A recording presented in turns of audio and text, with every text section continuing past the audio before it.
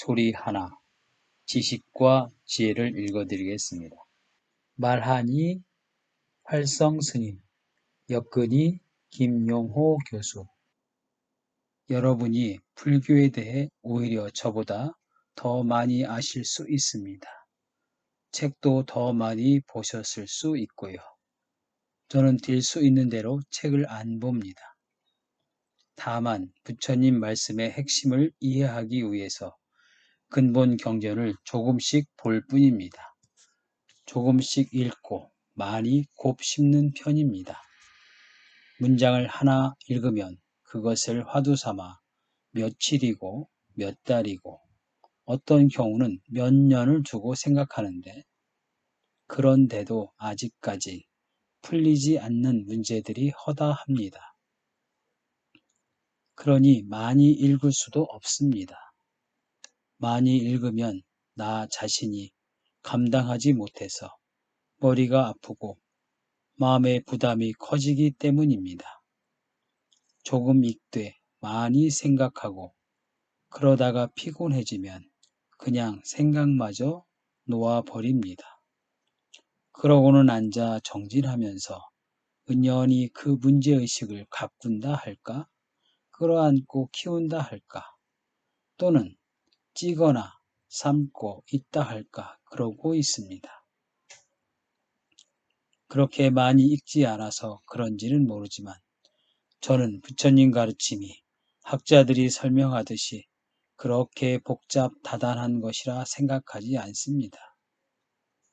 부처님이 학자도 아니었을 뿐더러 학자를 양산하려고 45년간 법문을 하셨다고는 생각하지 않습니다. 부처님 가르침을 그렇게 복잡하게 헤아리는 노력은 애당초 불교와는 관계가 없지 않을까 싶습니다. 여러분은 한국이라는 불교 전통이 유구한 사이에 태어났기 때문에 불교에 관해서 생리적으로 많이 안다고 할 수 있어요. 한국에 태어날 때는 금생뿐 아니라 전생부터 한국과 인연이 많았겠지요. 어떤 때는 유학자가 되어 탄압하는 입장에서 불교를 대했을 수도 있고 과거 어느 생에서는 불교인이 되어서 적극 옹호하는 입장에서 불교를 접하기도 했겠지요. 그렇게 불교를 접해온 인연이 있고 금생에도 불교의 영향이 큰 사이에서 살아왔기에 여러분의 불교적 소양은 대단히 풍부할 것입니다. 그런데 특히 처사님들이 불교를 접하는 일은 대개 몇 가지로 정해져 있습니다. 우선 불교를 접하면서 책을 많이 읽습니다. 그리고 학교에서 배운 사고방식을 적용해서 논리 정연하게 정리하다 보니 불교에 대해서 상당히 해박합니다. 그런 분들에게 제가 더 보태드릴 말이 없습니다. 또 어떤 분들은 서둘러 결론을 내리고는 자기 나름대로 정진만 열심히 합니다. 그러다가는 어느 날 한 소식을 했다며 찾아와서는 그 한 소식한 양을 재보려고 거량이라고 하지요. 덤벼듭니다. 그런 분들에게도 별로 할 말이 없습니다. 왜냐하면 그분들 중에는 자신이 부처의 경지를 이미 넘어섰다고 믿는 사람도 있기 때문입니다. 그분들 눈에 저는 그저 부처님 졸개로 보이겠지요. 중이란 자가 겨우 부처님 졸개인 처지에서 뭘 안다고 이럴 때 저는 아무 말도 안 하지요. 이럴 정도로 불교적인 분위기가 짙게 깔려 있는 게 한국 사회입니다. 이런 환경에서 자라왔기 때문에 여러분은 어떤 형태로든 불교에 대한 선입견을 가지고 있을 수 있습니다.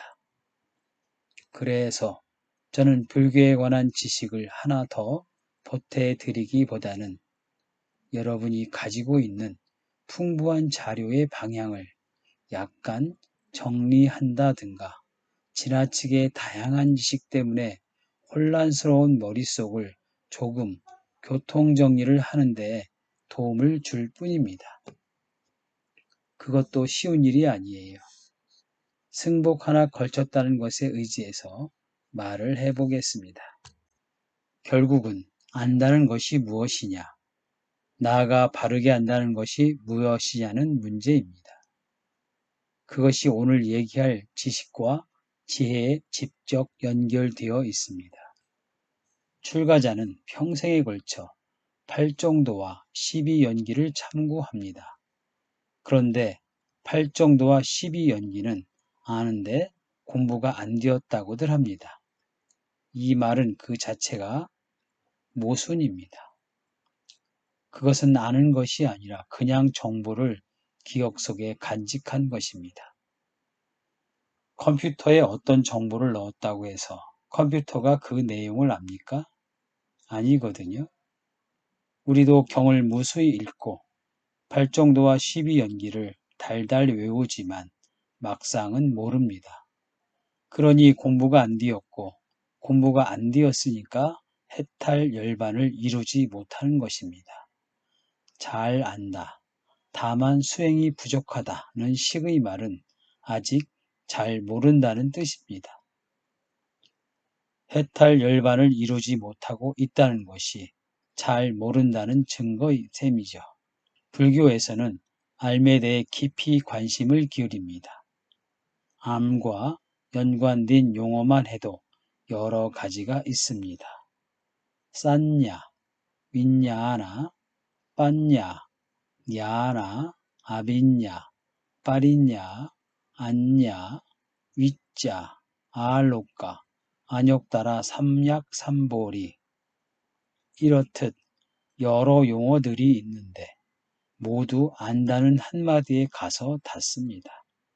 부처님께서 암과 연관하여 여러 용어를 사용하실 때는 암이 얼마나 다양한 갈래로 나뉘고 또 그 깊이가 얼마나 다른가, 우리에게 주는 효능과 결실이 얼마나 다른가, 그리고 결정적으로 암이 얼마나 중요한가를 강조하신 것입니다.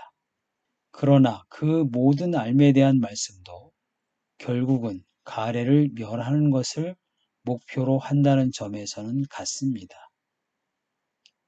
불교는 존재에 대한 가래를 멸하고 남김없이 뿌리채 뽑아내는 것, 그것을 위한 시설입니다. 우리가 부처님의 말씀을 들을 때 항상 염두에 두어야 할 점은 부처님은 실천가라는 사실입니다. 부처님은 교리를 가르친 공리공론가가 아닙니다.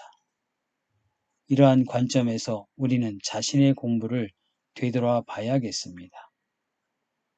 저는 그동안 귀가 닿는 대로 팔정도가 무엇이다, 사성제가 무엇이다, 불교의 중심 교리는 어떤 것이다 하는 이야기를 줄곧 해왔습니다. 듣는 이들은 어쩌다 한 번씩 접하는 골치 아픈 개념들을 노트에 적고는 머리 싸매고 외우곤 합니다. 마치 학교에서 암기식으로 공부하던 버릇을 다시금 되풀이하는 게 아닌가 싶기도 합니다. 즉, 끝없이 나오는 불교의 개념들을 소개하고 또 그걸 이해하려고 노력하는 과정만 되풀이된 감이 있습니다. 이제는 그와 같은 공부 방식에 대해 한번 반성하면서 앞으로 좀 더 깊이 있는 공부를 기약해야겠다는 생각이 듭니다. 어린 아이가 걸음마 단계를 넘어서면 제법 쫓아다니기도 하고 뛰어다니기도 하면서 혼자서 움직이죠. 마찬가지로 여태까지는 처음 듣는 생소한 불교 개념들, 불교만이 이야기하는 특수한 이론 체계들을 이해하려는 일종의 정보 수집이자 지식 획득의 수준에서 노력해왔다면 앞으로는 공부의 수준을 한 단계 높이는 노력이 필요하겠습니다. 예를 들면 팔정도의 8항목이 있는데 그 뜻은 이러이러한 것이다 하고 책을 통해서 읽고 가끔씩 앉아서 생각해 보기도 하고 또 참선하면서 마음을 가다듬어 뒤집곤 할 겁니다. 지혜가 밝고 전생에 공부한 어변이 진하게 남아있는 분들은 그런 과정을 통해서 팔정도에 대한 개념적 이해의 차원을 넘어서 좀 더 깊은 묘미를 스스로 체험하거나 터득하기도 하겠지요. 이처럼 개념 이해의 차원을 넘어 그 뜻을 체험하거나 터득하는 차원으로 공부의 수준이 달라질 수 있다는 것입니다. 머릿속에서 지식으로 존재하는 그 개념들을 어떻게 하면 나의 구체적인 실천으로 전환시킬 수 있느냐, 이 문제가 핵심입니다. 이는 여러분뿐 아니라 수행자라면 누구나 부딪히는 문제입니다. 이것이 바로 알물 지식의 차원에서 지혜의 차원으로 높이는 과제입니다. 우리에게 어떤 개념이 와 다 머릿속에 자리하지만 실천은 개념과는 다른 차원의 문제로서 그 개념을 삶으로 전환시키는데 상당한 거리가 있다는 것 자체가 인간이 지닌 특유의 문제입니다. 왜 우리는 지식과 삶을, 지식과 지혜를 같은 것으로 누리지 못하고 항상 구분해서 접하게 되느냐 하는 문제입니다. 왜 사람은 무엇을 접하면 진리니 현상이니 구분하면서 있는 그대로를 바로 알 수 없는 것일까? 왜 이 같은 딜레마를 안고 있을까? 이게 우연이 아닙니다. 왜 우연이 아닌지를 부처님께서는 연기법으로 설명하십니다. 우리는 보통 누가 무엇을 이해한다고 이야기합니다.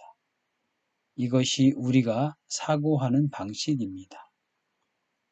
내가 오늘 법회에서 무엇을 듣고 무엇을 알았다. 이런 식으로 생각하지요. 그런데 그런 식의 사고는 대단히 피상적이고 관념적입니다. 그렇게 사고하는 방식이 문제 해결에 도움을 주는 게 아니라 오히려 문제를 더 어렵게 만듭니다. 그런 사고 방식과는 달리 불교에서는 어떤 현상이 일어나고 계속 전개된다고 봅니다. 그 전개도 그냥 제멋대로 흘러가는 게 아니라 반드시 앞의 것이 다음 것을 규정짓고 그 다음 것은 그 앞의 것의 규정에 근거해서 일어난다는 것입니다. 이러한 일련의 현상들을 불교 용어로 연기적 전개라고 하지요. 즉 내가 무엇을 듣고 무엇을 이해하는 것이 아닙니다. 나라는 인식의 주체가 있어서 무엇을 이해하고 무엇을 오해하는 것이 아닙니다. 모든 사물이나 현상을 불교 용어로 법이라 하는데 법들이 연기적으로 전개될 뿐이지요. 예를 들어 어떤 정보가 발생하면 그 정보에 식이 접촉해서 이해라는 현상이 일어나고 그 이해라는 현상을 계기로 해서 더 깊은 반성이라는 또 하나의 법이 일어나고 그 반성이라는 법을 계기로 해서 더 깊은 숙고라는 법이 일어나고 숙고라는 법을 계기로 해서 더 깊은 이해라는 현상이 일어나는 식으로 전개가 벌어지고 있습니다. 바로 그것을 알아차려야 한다는 것입니다. 이것은 인식을 어떻게 바라보느냐의 문제이지요. 이에 대해서는 몇 천년 동안 내려온 우리의 상식이 있는데 제가 편의상 결론부터 말하다 보니 우리의 관습적 사고에 반하는 엄청난 이야기를 하고 있습니다. 인식에 대한 인식의 대전환이라고 할 수도 있겠습니다. 우리의 지식은 12연기에서는 식으로 설명되고 있습니다. 무명이 있으면 행이 있고, 행이 있으면 식이 있고, 식이 있으면 명색이 있다. 그래서 유깁, 촉, 수, 애, 취, 유, 생, 노사로 전개된다. 여기서 오늘 주제와 연관해서 특별히 관심을 가져야 할 것은 앞부분입니다. 특히 식과 명색의 문제입니다. 우리가 보고 아는 세계는 명색뿐입니다. 명색은 삼라만상의 현상입니다. 하지만 그것이 불변의 진실된 실체는 아니지요. 명색이 불변의 진실된 실체가 아님에도 식은 명색을 대상으로 할 뿐 명색 이상을 대상으로 하여 알지는 못한다는 한계성을 갖습니다. 그 한계를 낳는 조건이 무명이요 행이고 그 결과가 12연기의 단계로 전개되는 과정입니다. 그렇다면 이 과정의 핵심인 식은 무엇인가? 보통 사전이나 교과서에서는 식을 분별하는 능력, 분별해서 아는 능력 또는 유깁을 통해서 대상을 알아차리는 지적 능력이라고 해설합니다. 한문에서의 식은 안다는 뜻인데 대단히 긍정적인 좋은 의미지요. 그런 좋은 의미의 식이라면 왜 12연기에 들어가느냐? 12연기는 고가 발생하는 과정을 설명하는데 여기서 안다는 의미의 식은 12연기가 말하려는 바와 서로 맥락이 다릅니다. 차라리 빨리 원어대로 식을 윈냐나라고 음역했다면 이게 뭔가 하고 선입견이 없이 접근할 텐데 알미란 뜻의 식자로 번역해 놓으니 12연기 문맥 속에서 도대체 맞지 않는다는 말이에요. 무명이 있으면 행이 있고 행이 있으면 알미 있다고. 이것은 말이 안 되지요. 그러면 분별지라고 하면 어떨까요? 어떤 면에서 원뜻에 가장 가까운 개념 같습니다. 그런데 한편으로 분별지라 하면 분별하는 지혜라는 뜻이 되므로 이것은 무척 긍정적인 의미입니다.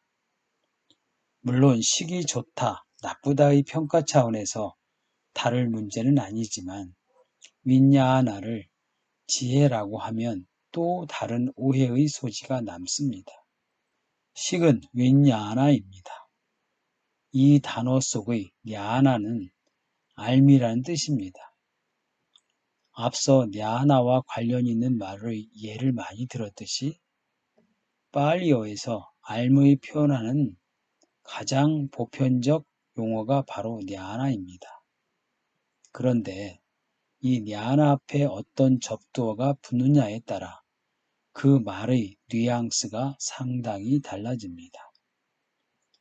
팔리어에서 접두사 위와 상이 아주 많이 쓰입니다. 그런데 이 둘은 뜻이 완전히 상반됩니다. 상은 결합이라는 뜻으로 말하자면 서로 어울리고 들러붙는, 모여서 짝짝꿍 하는 형국입니다. 반면 위는 분리라는 뜻인데 이는 위는 떨어짐만이 아니라 서로 멀어짐, 탈락함, 그리고 구분함까지도 함축하고 있습니다. 떨어지니까 구분되는 것이지요. 결국 윈냐나는 쪼개어 분리해서 안다, 차이에 의해서 안다는 뜻으로 이해할 수 있겠지요. 이 윈냐나라는 말은 대단히 부정적인 시각에서 쓰이고 있습니다.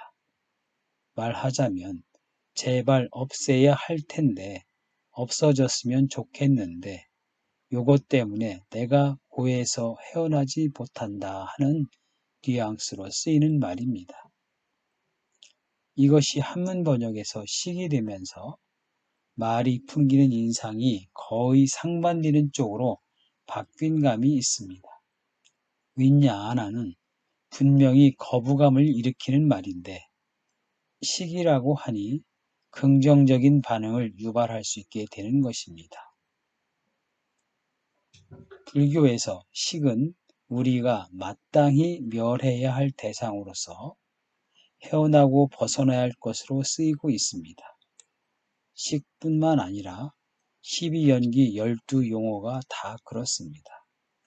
수다니 빠따 3장 대품 중 제일 마지막에 두 가지 수관경이 있는데 여기서 부처님은 12연기의 몇 항목에 또 몇 가지를 더하여 이것들이 없어져야 하고 그로부터 우리가 기어이 해방되어야 한다는 점을 누누이 말씀하십니다. 왜냐하면 연기의 각 항목들이 차례차례 서로 모여들어 빚어지는 것이 바로 고의 현장이고 고의 세계이기 때문입니다. 반면 이 연기의 각 항목들이 흩어지고 약해져서 소멸되면 그게 바로 해탈의 소식입니다. 저는 조심스럽게 식을 이렇게 비유해 보겠습니다. 바다에 바람이 불면서 파도가 치면 물방울이 튑니다. 그 물방울이 바닷물로부터 떨어져 나온 순간 전체 바닷물과 떨어진 하나의 물방울이라는 분리현상이 발생합니다.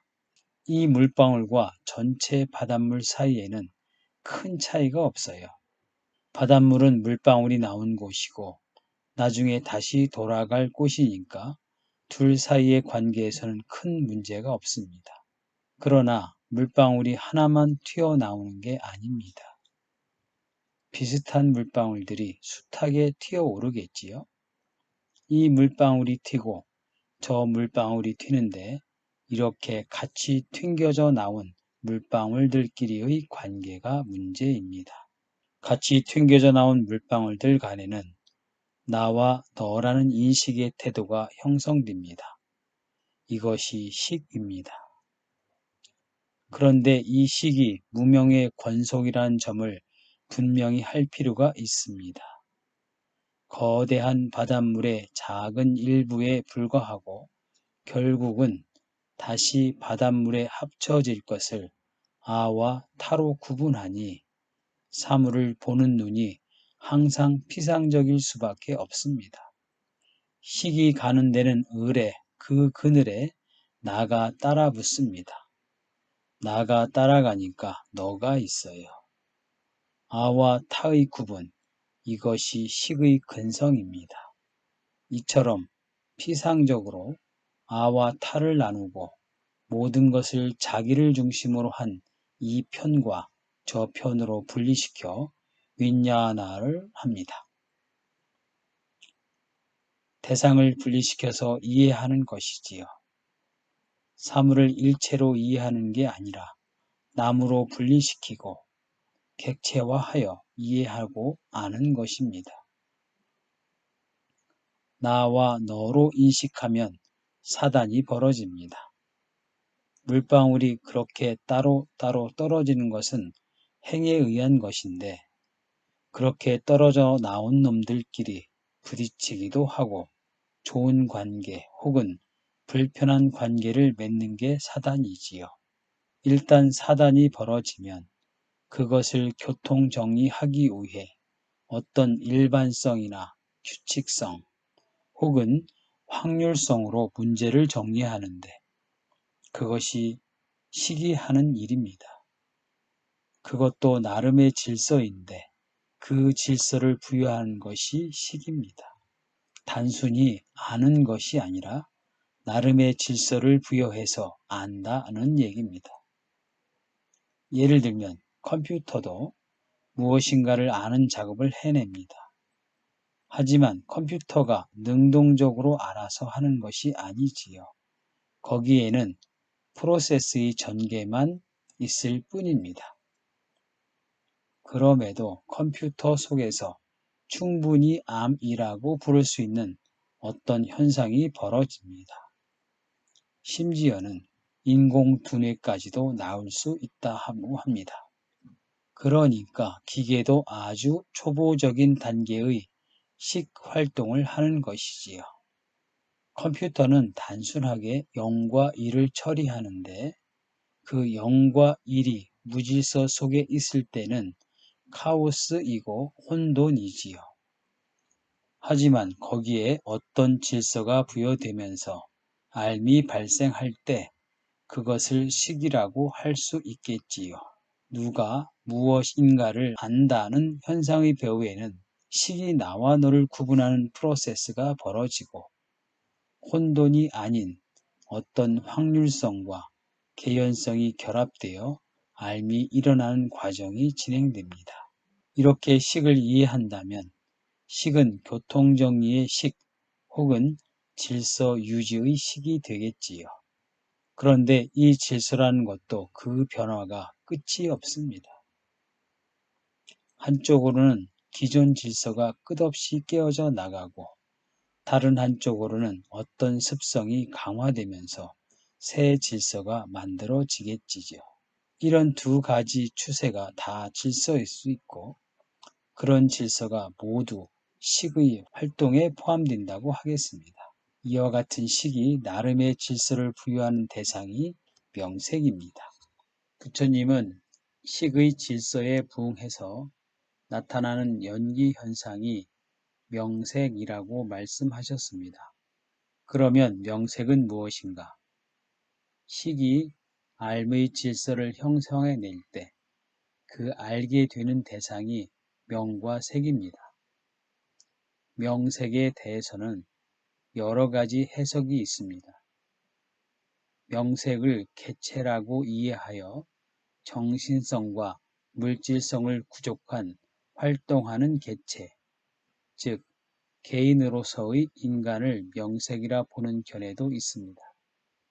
그런 개념에 대한 복잡한 논의는 이 자리에서는 일단 보류해 둡시다. 명색은 나마루빠니까 이름과 물질이지요.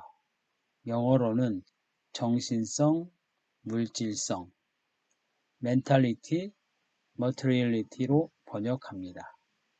명색, 즉 정신세계, 물질세계는 경험의 주체와 그 경험 환경을 조성합니다. 명색을 이해할 때 핵심은 명과 색이라는 그 둘이 실체가 아니라는 점입니다. 실체가 아닌 것에 우리가 붙인 이름이 명이고 실체가 아닌 것을 감각적으로 인식할 때 나타나는 차이가 색입니다. 색은 차이에서 발생합니다. 붉은색은 흰색과의 차이 때문에 붉다라는 이름이 붙고 또 붉다고 인식하는 것입니다. 차이가 있으므로 색이지요. 차이의 정도가 미미할 때는 인식도 못하다가 차이가 두드러지게 나타나면 인식이 이루어집니다. 차이 때문에 색깔을 알고 형상을 알고 움직임의 형태를 지각하게 되는 것이 색이라면 그 차이에 붙여지는 이름이 명인 것이지요. 앞서 언급한 수다니 빠았다 대품 마지막 경에는 부처님이 연기를 설하시는 내용이 나옵니다. 여기서 명색에 대해 이렇게 말씀하십니다. 명색은 모사담마다. 모사담마란 가법, 위법이란 뜻이니 명색은 거짓법이요, 허위법이라고 해석할 수 있겠습니다. 명색은 진실이 아니고 오로지 열반만이 진실이다. 이렇듯 열반과 대칭되는 개념으로서 명색을 말씀하십니다. 명색에 대해 서양에서는 이른바 정신세계와 물질세계로 이해하지만 연기법의 설명은 좀 다릅니다. 부처님은 식과 명색을 구별하시거든요. 명색의 명이라는 말로 정신세계를 덮어버리면 되겠는데 식과 명을 또 구분하고 계십니다. 그게 불교가 세상을 이해하는 데 있어서 서양 철학과 어떻게 다른가를 보여주는 아주 중요한 대목입니다. 서양 철학에서는 정신세계와 물질세계가 전부지요. 그런데 불교에서는 식을 별도로 세웁니다. 식이 있으면 명색이 있고 명색이 있으면 식이 있다. 그런데 명색은 가법이요 위법이다 그러십니다. 연기법에 따르면 과거세에 지은 여러 행위들이 금생의 행으로 작용하여 금생의 식을 규정합니다. 이 금생의 식을 가지고 육처에 의해 접촉, 느낌, 가래, 집착이 일어나게 되는 것이 우리의 삶인데 촉, 수, 애, 취를 하는 대상은 명색이지요. 이렇듯 거짓법이요 허위법인 명색을 대상으로 하면서 명색을 가래하고 집착하면서 명색에 갇혀 살고 있는 것이 중생의 삶입니다. 그 모두가 식에서 비롯된 것입니다. 명색을 대상으로 아는 것이 식이므로 식은 그 이상은 모릅니다. 식은 명과 색의 한계에 매여서 그 범위 안에서만 무엇을 감지하고 인식하고 어떤 반응을 나타낼 뿐입니다. 식은 명색이라는 절대 한계 내에서만 사물의 질서를 부여할 뿐, 그 이상에 대해서는 알 수가 없어요. 식은 명과 색에 대해서만 인연이 있을 뿐, 명색이 아닌 세계에 대해서는 속수무책이에요. 이러한 한계성으로 식을 이해해야 합니다. 식은 명색 밖에는 놓을 대상이 없는 놈이니까 식이 부딪히는 것은 언제나 명색이요. 명색이라는 차이의 세계입니다. 그래서 이놈은 분별을 벗어나지 못합니다. 분별의 대상도 온도의 차이나 재력의 차이처럼 현상세계의 차이일 뿐입니다. 현상적 차이 세계에 매여 있는 식은 조금 더 미세한 차이를 찾아내어 구별하려고 노력할 뿐 그 이상을 넘어서지는 못합니다. 이것이 식이 지니는 기본적 한계성입니다. 결국 인간은 명색을 대상으로 놀고 있는 식의 전개 과정에서 벗어나지 못한 존재입니다. 인간도 그렇고 동물도 그렇고 이른바 중생계라는 것은 바로 식이 명색을 대상으로 하고 있는 노름, 바로 그겁니다. 식은 명색을 대상으로 어떻게 노느냐? 바로 육입을 통해서 육경을 상대로 해서 촉, 수, 애, 취를 하며 논다는 겁니다. 이게 12연기의 중간 과정입니다. 결국 우리는 식이 거짓법인 명색을 가지고 노름하고 있는 존재입니다. 이 명색은 실체가 아니므로 식노름은 실체가 아닌 현상을 가지고 노는 것이지요. 이것을 불교에서는 상이라고 표현합니다. 팔리어로 산냐입니다. 산냐는 오온의 아주 중요한 요소이지요. 색, 수, 상, 행, 식에서의 상이 바로 산냐입니다. 불교에서 세상을 설명하는 아주 창조적인 용어입니다. 부처님은 식과 상이라는 두 용어를 특별히 강조해서 오온에서 쓰고 있습니다. 식을 우리가 음식을 맛보며 맵다, 쓰다, 시다, 달다를 아는 능력이라고 비유하십니다. 반면 상은 희다, 푸르다, 붓다 하고 아는 능력이라고 비유하여 두 용어를 비교하십니다. 희다, 붓다를 아는 능력과 쓰다, 맵다를 아는 능력이 어떻게 다른 것인가? 쓰고 맺고를 아는 것은 바로 체험적이고 사실적입니다. 그런 의미에서 식은 내 육신에 비춰서 바로 알 수 있는 개인적이고 체험적이고 실제적인 알미입니다. 반면 희다, 붓다, 푸르다 하고 아는 상은 명칭에 의한 관념에 의한 알미입니다. 그것은 직관적인 알미 아니라 중간에 한 단계 개입하는 요소가 있는데 그 개입 요소를 요새 용어로 말하자면 문화적인 또는 사회문화적인 개입이라고 할 수 있습니다. 예를 들면 저것을 붉다라고 이름 지어놓고 붉다 하고 알 때는 붉음에 따른 여러 부수관념들이 복합적으로 일어나게 됩니다. 그것은 문화권마다 차이가 있습니다. 문화적이고 사회적인 알미, 상에 내포된다는 뜻입니다. 상은 주관적인 암도 아니고 객관적인 암도 아니고 문화를 공유하는 집단의 성원들이 공통으로 갖는 문화적 주관성입니다. 시기개별적 육신에 갇혀있는 개개인이 느끼는 주관성이라면 상은 어떤 문화권에서 공통으로 느끼는 집단적 주관성이라고 하겠습니다. 그런 점에서 식은 피부로 직접 느끼는 감각적 또는 실제적, 체험적으로 차이를 지각하는 보다 원천적인 능력입니다.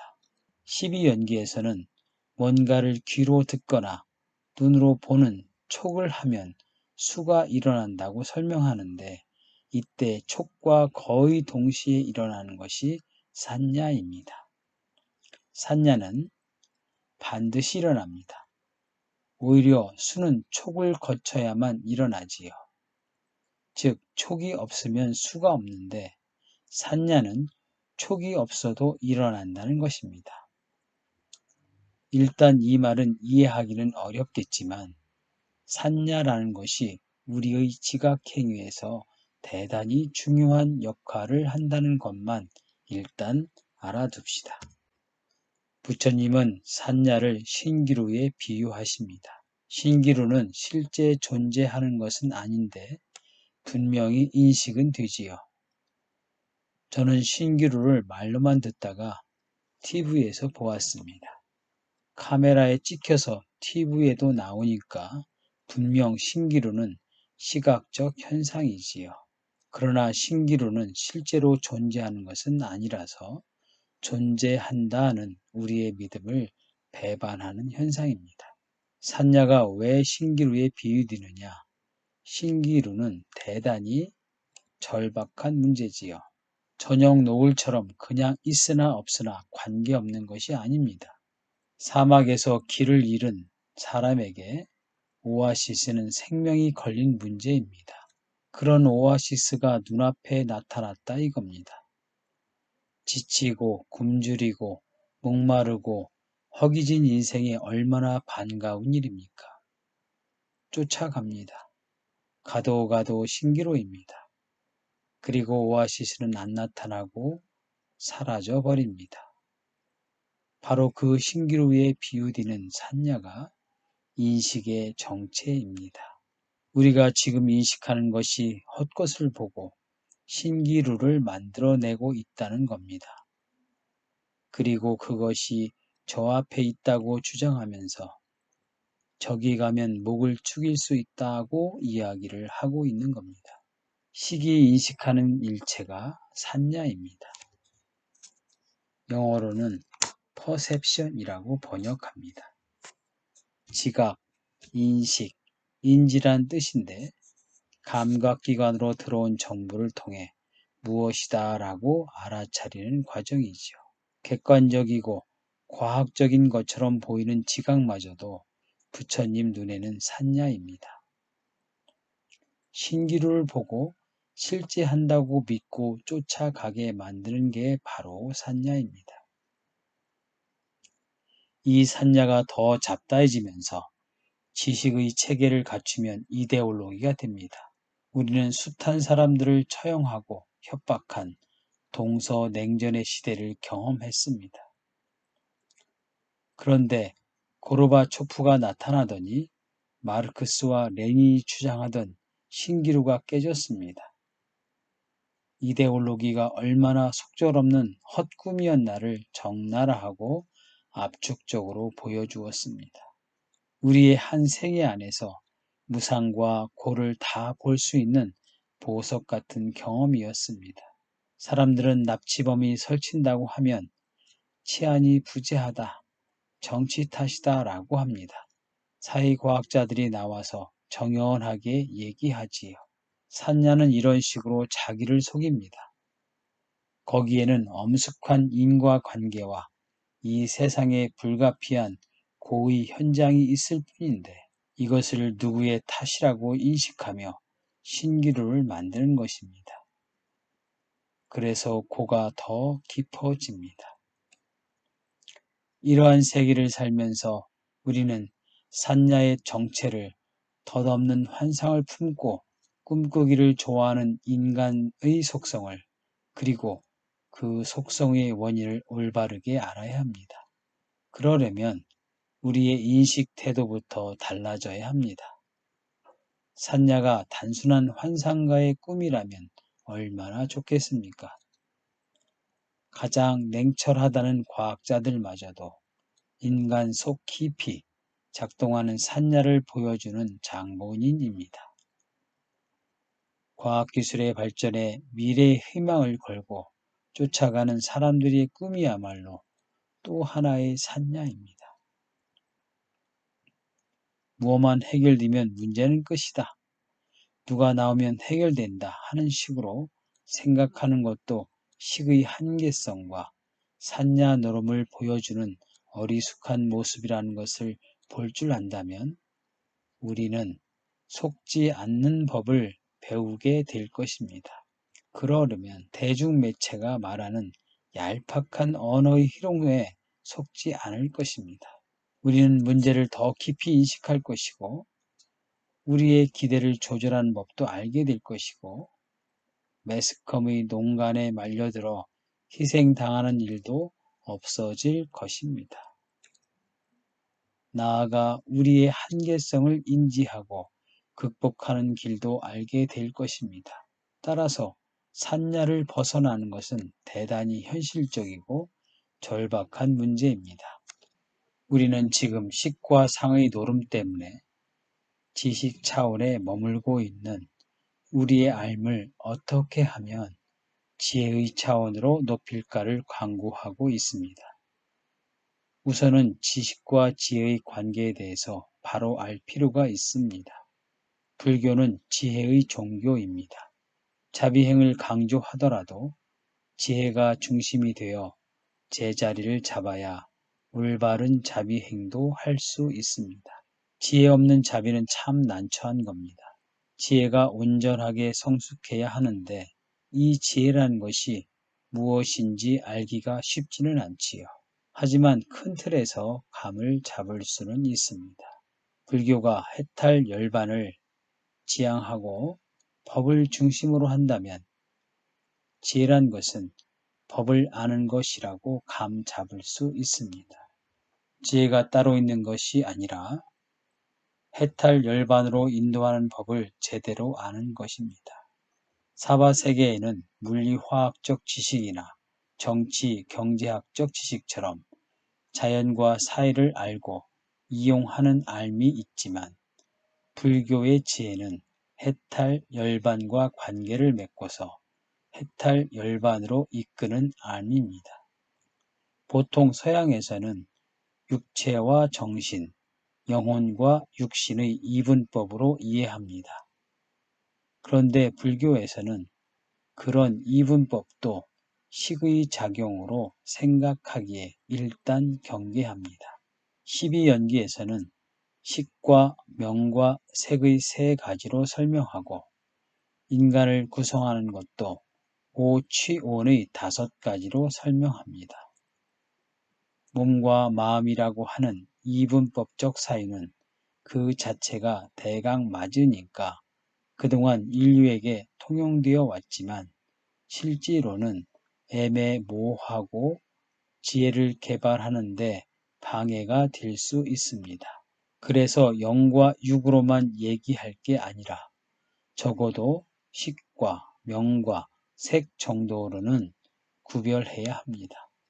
불교에서는 이분법적인 사고를 넘어 다양한 요소의 인과 과정으로 설명할 뿐만 아니라 그 한 요소인 식도 다양한 지혜의 한 단계로 설명합니다. 안다고 하는 것은 지혜의 기본이지요. 그 암도 여러 종류와 단계가 있습니다. 식은 지혜 중에서도 가장 하열한 지혜라 하겠습니다. 생각이라는 것은 하열한 식과 그 파생인 명이 수행하는 정신적 기능입니다. 사유라고 부르는 것도 생각의 일종이지요. 철학적 사유나 과학적 지식도 생각이 체계화된 정도라고 볼 수 있습니다. 그런데 사유보다 더 넓고 높은 세계가 실제로 있고 그 세계로 진입해 들어가는 것이 불교 수행의 목표입니다. 산야는 명색의 명단계에 해당합니다. 산야는 우리가 듣고 배워서 아는 지식입니다. 어떤 문화 전통에서 태어나 가정교육, 학교교육, 사회교육 등 문화적 학습을 함으로써 어떤 지배적 통념들이 뇌를 조직하고 지배하는 것, 이것이 산야입니다. 우리는 내가 생각한다 라고 하지만 사실은 그 사회의 교육에 따라 내가 입수한 통념들이 자기들 습관대로, 자기들 논리대로 활동하고 있는 것입니다. 내가 생각하는 것이라면 왜 내 생각이 자꾸 변하겠어요? 왜 어제 생각이 오늘 바뀌겠어요? 정말 내가 생각하는 것일까요? 생각은 인지 능력의 한 차원이고 그것도 낮은 차원이에요. 이 낮은 차원의 지적 기능을 뒷받침하는 1차적인 것이 산야이고 이보다 더 크고 더 근원적인 수준에서 작동하는 것이 식입니다. 산야가 공동체적으로 공유하고 있는 상식 같은 것들이라면 식은 자아의식, 나의 의식과 통하는 잠재적 지식입니다. 이런 낮은 인식 수준들이 있는 반면 반야도 있습니다. 반야는 지혜, 해라고 번역합니다. 반야는 사물을 있는 그대로 봅니다. 자아나 나를 개입시키지 않아서 자기 중심으로 보지 않고 있는 그대로 사물을 보는 것입니다. 반야도 여러 수준이 있습니다. 우리가 명상과 자기 성숙을 이루어 가면 있는 그대로 보는 데서 더 나아가 아빈야라고 하는 보통보다 놀라운 지혜의 세계가 열립니다. 보통은 신통력이라고 번역하지요. 아빈야의 세계에서 더 나아가면 빠린야라는 세계가 있어요. 이른바 확철한다는 것입니다. 거기서 더 나아가면 마침내 진리를 보는 안야의 경계가 있습니다. 안야에 이르면 마침내는 관념이 아닌 진리를 그대로 아는 단계에 도달합니다. 이런 인식 수준은 식과 상의 흐름인 생각과는 거리가 아주 멀겠지요. 이처럼 지혜는 그 수준이 다양합니다. 곤충의 지혜, 하루살이의 지혜로부터 인간의 지혜, 그리고 천상의 지혜를 넘어 부처님의 지혜에 이르기까지 다양합니다. 그만큼 식도 다양한 차이가 있습니다. 그러니까 식이 지혜와 반대인 것만은 아닙니다. 식은 지혜의 일종입니다. 식에도 지혜식이 있으니까요. 하지만 우리가 식이란 말을 쓸 때에는 주로 어떤 범주와 영역 안에서의 아르마리 노름을 말합니다.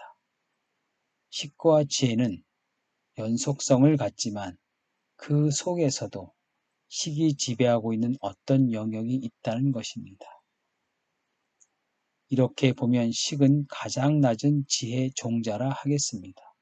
식은 윈야나로서 쪼개고 분리하는 알미지만 윈야나도 야나인 한, 알의 한 단계 또는 한 수준입니다. 그런 의미에서 식도 지혜의 권속입니다. 식과 해는 분리된 것이 아니라 상통하는 것이므로 우리는 식으로부터 해로 나아갈 수 있습니다. 바로 이 점에서 지식을 멈추고 지혜로 나아가는 불교적 접근의 독특한 성격이 있습니다.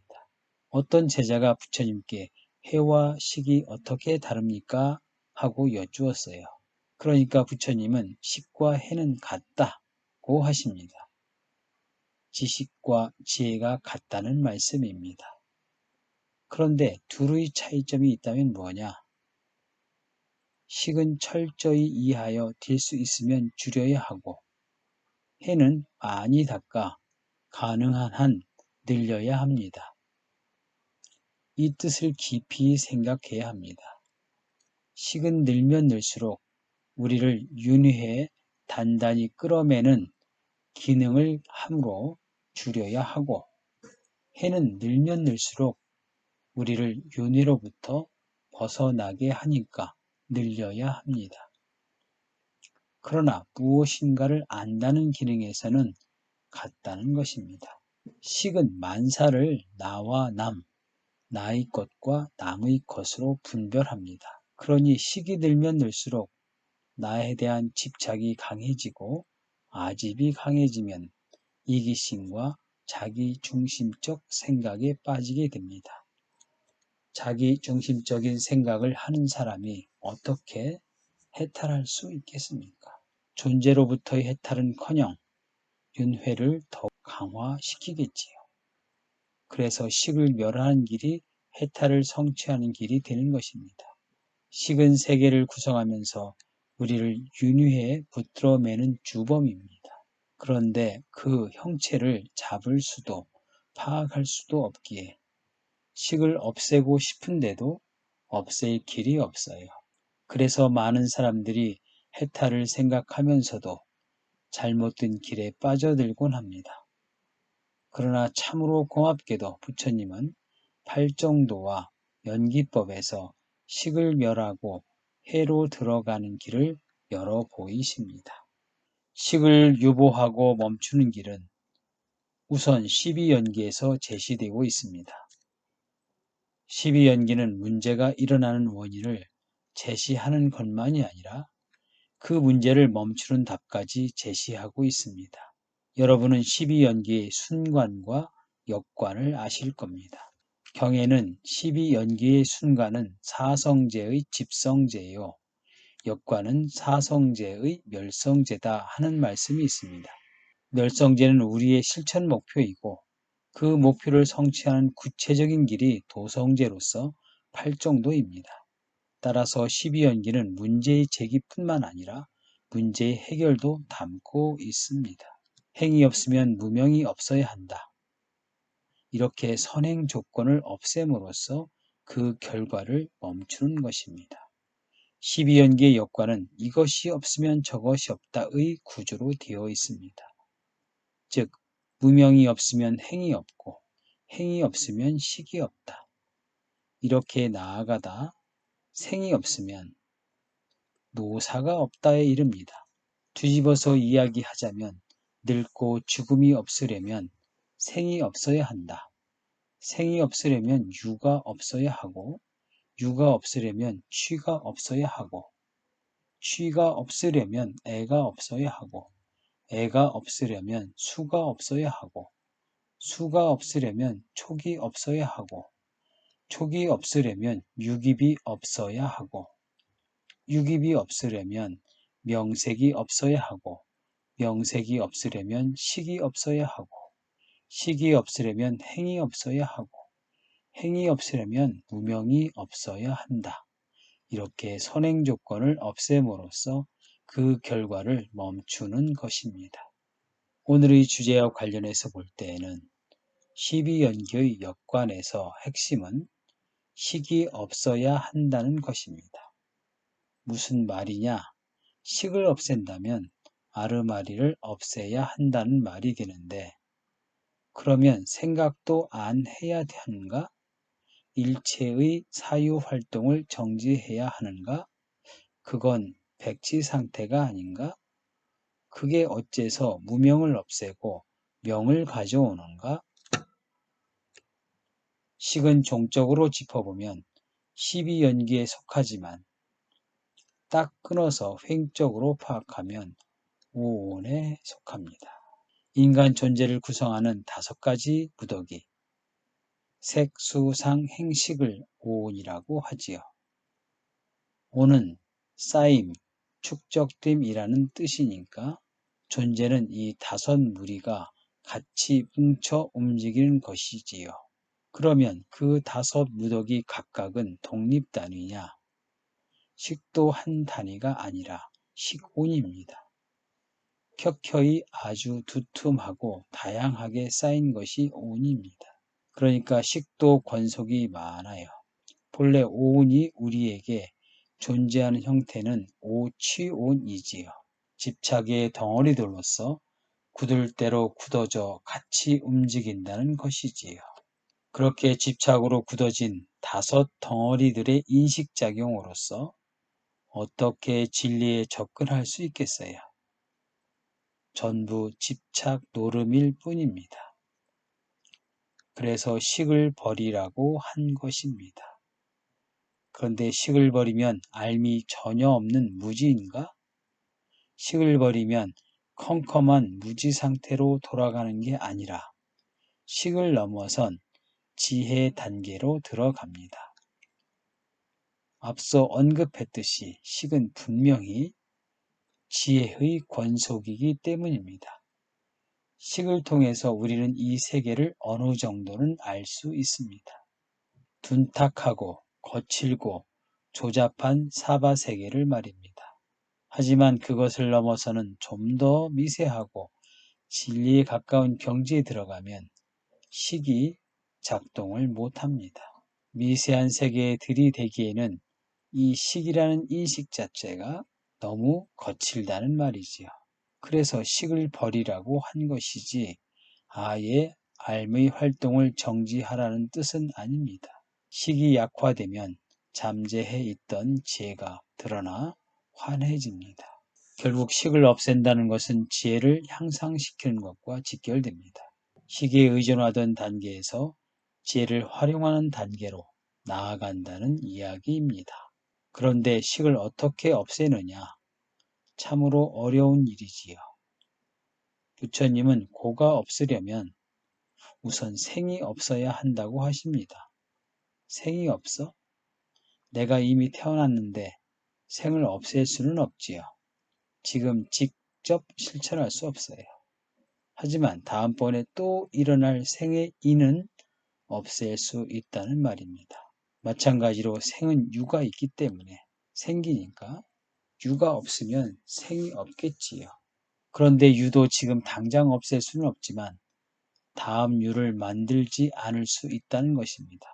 부처님은 말씀하십니다. 유를 없애려면 취를 없애야 한다. 이 점이 실천적으로 중요한 대목입니다. 집착이 없어야지요.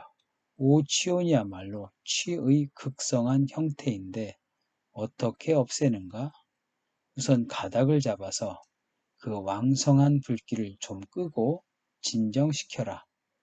그렇다고 금방 다 없어지지는 않지만 일단 성하게 타고 있는 그 불길을 좀 잡아라. 어떻게 잡는가? 계행을 하라. 살생하지 마라. 생명이 무엇입니까? 이 세상 에너지 중에 어떤 에너지가 제일 강할까요? 이 세상의 집착과 집념 중에서 살겠다는 집념보다 더 강한 것이 있겠습니까? 미물까지도 살겠다는 집착은 굉장히 강하지요. 이것을 탁 끊는 게 살생입니다. 그렇게 강한 집착을 남으로부터 차단당했으니 그 반발과 저항이 얼마나 강하겠습니까?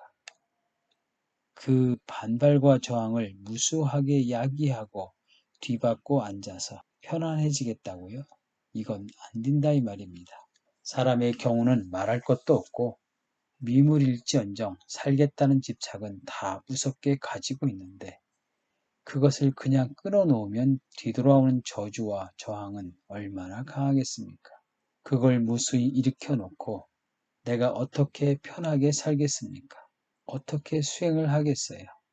안 될 말이지요. 그러니 살생하지 말라는 것입니다. 이런 식으로 부처님이 사실은 아주 현실적으로 말씀하신 겁니다. 살생하지 말라. 거짓말하지 말라. 남의 아내 건드리지 말라. 도덕질하지 말라. 그런 짓 해서 무슨 평안이 있고 무슨 공부의 여건이 되겠어요.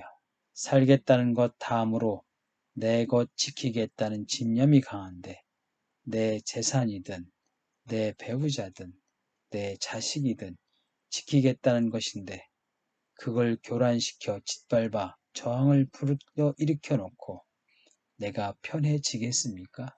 편안하게 공부를 할 수 있나요? 안 될 말이지요. 그러니 먼저 내 공부를 방해하는 요소를 좀 진정시켜서 강한 저항을 일으키는 집착의 불길이라도 우선 잡으라는 것입니다. 불길을 잡고 나서 좌북에 턱 앉으면 전생부터 쌓아온 내 개성적 집착들과 대면하게 되겠지요. 존재하겠다는 집착에서부터 아만을 내세우겠다는 집착, 남에게 지지 않고 남을 지배하고 싶은 집착, 이런 집착들을 잡아나가라. 이렇게 집착을 버리는 것을 순서 있게 설해 놓은 것이 팔정도입니다. 팔정도는 바른 길입니다. 식을 멈추려고 해도 바른 길에 따라 멈추어야 합니다.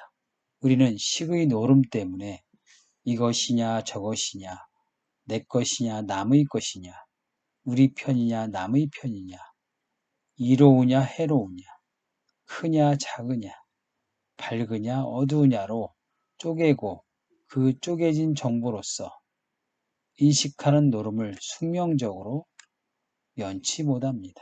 그 결과 인식을 지혜의 차원으로 정화시키지 못하고 지식에서 맴돌고 맙니다. 그러니 끊임없이 탐, 진, 치, 삼독심을 일으키는 숙명성을 벗어나지 못합니다.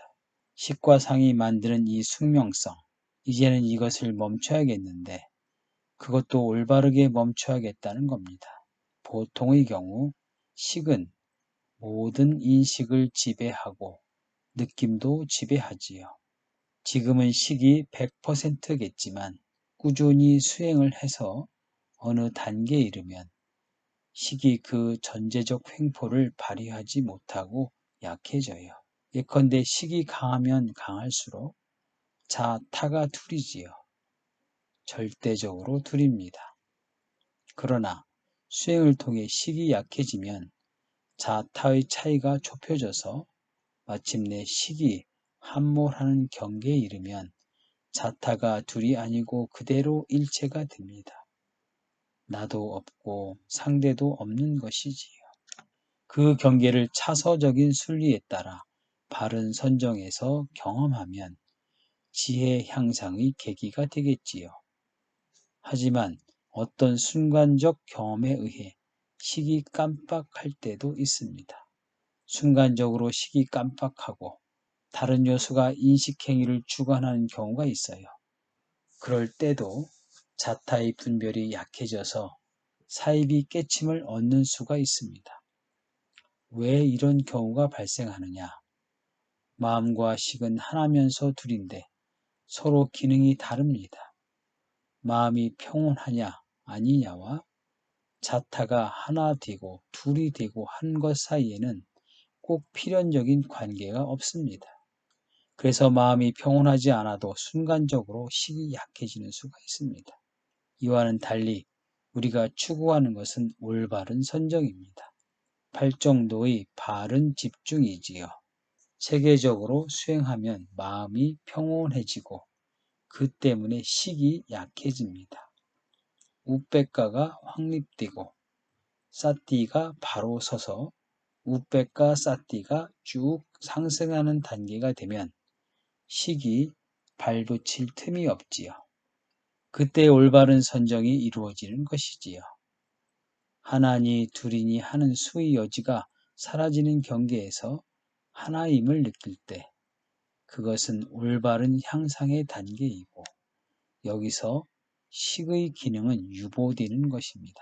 그리고 식이 유보될수록 지혜가 향상하는 것입니다.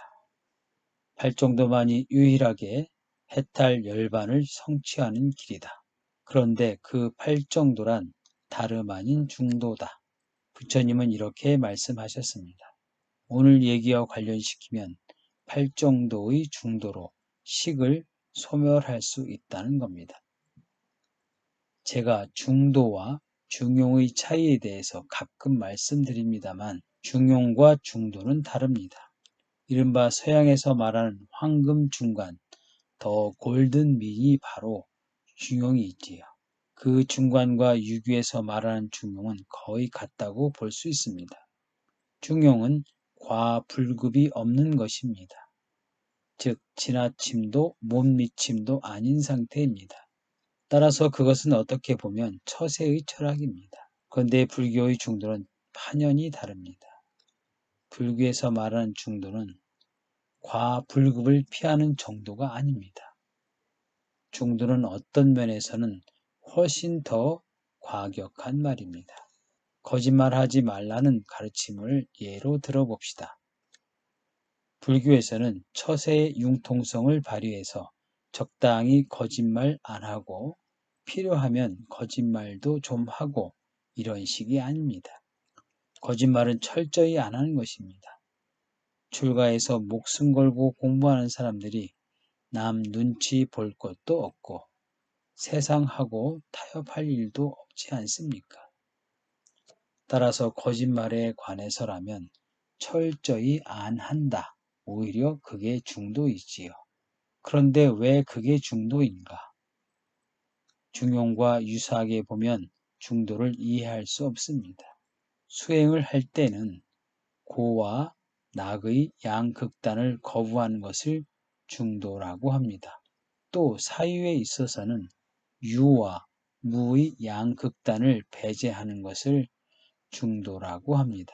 실천에서는 고와 낙을 배제하고 사유에서는 유와 무를 배제한다는 것입니다. 수행을 할 때는 극단적 고행과 극단적 쾌락 모두를 배제하고 사유를 할 때는 뭔가가 확실히 있다 혹은 아니다, 확실히 없다 하는 극단적 사고를 배제한다는 것입니다. 있다 없다, 유와 무로서 사고하는 것은 식의 노름이지요. 식은 지혜가 가려지고 막힌 상태라고 볼 때 유무의 극단을 배제하는 것은 지혜로 나아가는 중도의 길입니다. 나아가 상, 즉 산야는 식 노름을 이어받아서 대상을 객관화시키고 나로부터 소위시키고 대상화하면서 인식하고 사유하는 것입니다. 이 산야가 들어서서 우리를 진리로부터 동떨어진 쪽으로 나아가도록 만듭니다. 존재하지도 않는 온갖 것들을 상상하고 추상해서는 있다고 생각하게끔 만드는 기능 때문이지요. 산야의 이 신기로 만들기 때문에 모든 극단이 벌어집니다. 팔정도의 중도는 산야의 작용을 억제시킴으로써 산야를 중화시킵니다. 중도는 산야의 활동을 억제함으로써 식까지도 억제합니다. 그럼으로써 유무의 극단으로 세상을 보는 사고방식으로부터 벗어나 지혜의 길로 들어갈 문을 여는 것입니다. 중도는 팔정도이니 결국은 팔정도로 돌아가고 그 중에서도 맨 처음 항목인 바른 견해로 돌아갈 수밖에 없습니다. 바른 견해로 식과 상의 그릇된 견해를 넘어선다는 것입니다. 바른 견해는 모든 사물을 사성제 속에 자리를 매기고 그 위치를 파악하려는 가르침입니다. 이 바른 견해를 가지고 바른 사유를 하라, 즉 부처님 법에 의해서 사유하라는 뜻입니다. 무턱대고 풀려고 덤벼들어 아르마리만 굴리고 어떻게든 해결하겠다고 오기를 부리는 무모한 짓은 하지 말라. 사성제 속에서 파악해서 연기법에 따라서 사유하라. 한 뜻입니다. 연기를 보는 자는 법을 보는 자이고 법을 보는 자는 연기를 보는 자이다 라고 부처님은 말씀하셨습니다. 처음에 바른 견해는 보잘것없겠지요. 겨우 부처님 말씀 몇 마디 들은 게 정견이겠지요. 그러나 그걸 미천으로 해서 바른 사유도 하고 바른 말도 하고 바른 행위도 하면서 올라가다 보면 어느덧 눈이 높아져 훨씬 높은 단계의 바른 견해에 이릅니다. 이렇게 나아가 마침내 확고부동한 불튀전의 바른 견해까지 이르면 예류과를 성취했다고 합니다. 확고부동한 불튀전에 더 이상 물러설 수 없는 바른 견해에 서면 바로 예류과라고 부릅니다. 예류과는 무엇인가? 내가 있다는 유신견이 사라지고 부처님의 가르침에 대한 일체의 의심이 사라지고 의례 의식에 대한 집착이 사라지는 것입니다. 이 세 가지 모두가 견해입니다. 첫째는 유신견, 즉 내가 있다는 생각입니다. 이것은 요새 말로 말하면 유물론이라 하겠습니다. 그리고 의례 의식에 대한 집착, 즉 종교 집전을 잘하고 의식을 잘 치르면 절대자가 해탈시켜준다는 견해입니다. 이건 종교주의입니다.